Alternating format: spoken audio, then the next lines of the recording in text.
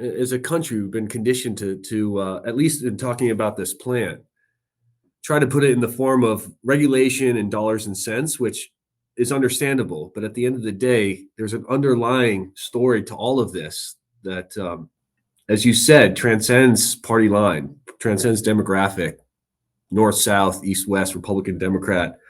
And that's the fact that cannabis is a product and a plant that helps people, human beings, whether they are veterans coming back home, whether they're senior citizens, or folks who are facing terminal illnesses, looking for relief, or they're parents of children. Way back to the founding of Charlotte's Web. Those kinds of stories, those are the stories that I believe need to be talked about at a national level, because the dollars, the cents, the SAFE Act versus this act, that's all very, very important. But the one thing we cannot deny, the one thing that I don't think is opinion, that is truth, is the millions and millions of people who have experienced a sense of well-being and wellness because of this plant. And since the dawn of man.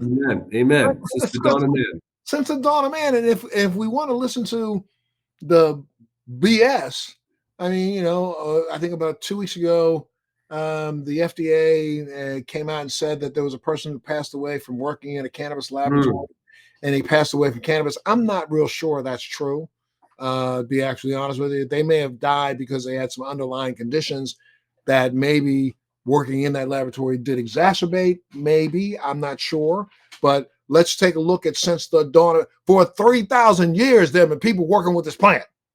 Exactly. People doing the same thing, little huts, little caves, and not one registered death.